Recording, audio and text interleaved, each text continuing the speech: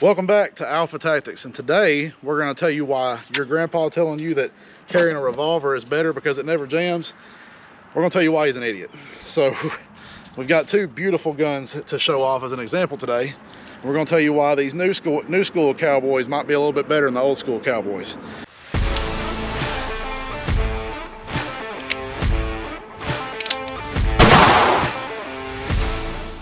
So both of these are Colts, so it's going to help us out with a little bit of the tests on them and understanding why one of them to carry will be better than the other.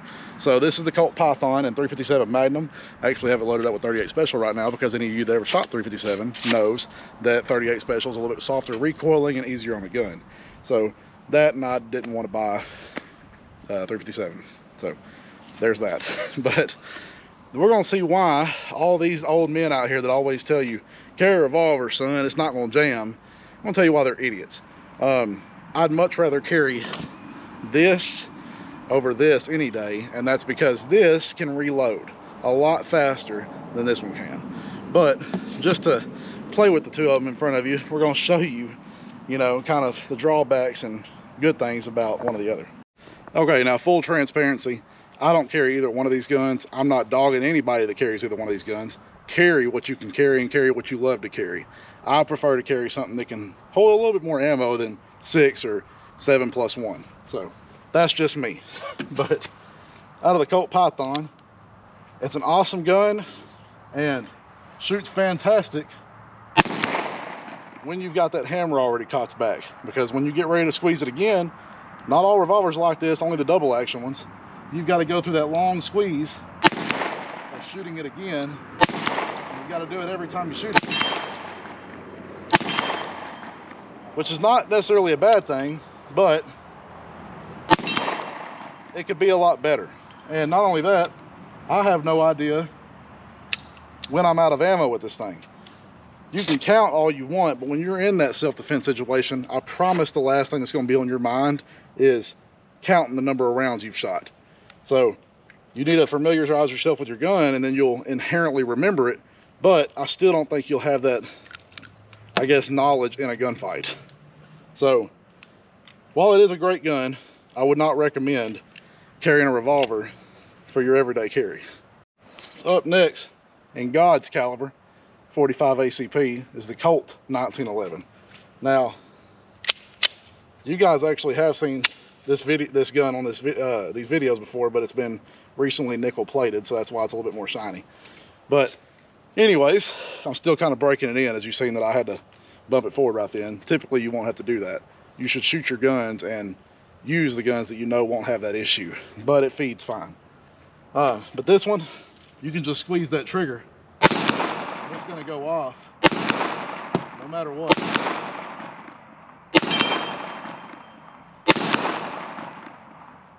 Way less time on squeezing the trigger, and that hammer's reset every time, so that trigger pulls crisp every time. You don't necessarily get that out of the revolver because there's no action pushing that trigger back down, or the hammer back down. And I know when I'm on my last round because it does that right there. So that is a huge plus for me, and I'd much rather know that than it's still looking like that after I shot my last round. So at least then all I have to do is pull the magazine out of it and throw a new one in it. So you guys do with that information what you will. Now that you've seen both of them fire, let's kind of go in more depth with the revolver, just so I can be a little bit more specific and fair to the people that do carry this. So as far as reliability, yes, you're going to get more reliability out of the revolver inherently because you're not having an action going back and forth. It's just a rotating cylinder. You're not going to worry about jams. It's mostly going to fire every single time unless you have a bad round. So that's a huge benefit with the revolver. I'm not knocking anybody. It's going to shoot theoretically every single time. The 1911 or semi-auto pistol in general, I just say 1911 because a lot of your older thuds or guys out there are going to fight over carrying a revolver or carrying a 1911 45. But semi-auto in general, you do have to worry about that mechanism failing or not feeding in the next round. Or, that magazine, the spring in that magazine could not have enough energy in it to feed up the next round. There's a lot of ifs or buts in there, so that's something to think about. But just off of how this gun has ran in the past, with it winning 2 world wars and whatnot, I think it's safe to say that the 1911 is generally always going to do you right. So that's one thing to consider, as is most other things.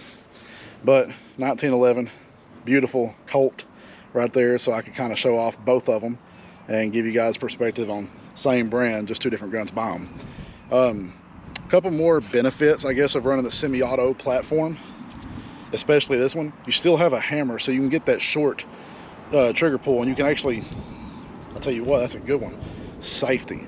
We'll talk about safety with these guns, because if I wanted to, I could cock this gun, drop that hammer, and leave it just like that, and I don't care if it's on safety or fire, it's not going to shoot when I pull that trigger. Mainly because that hammer's got to be back, so when I'm ready, I could then pull the hammer back and go to work.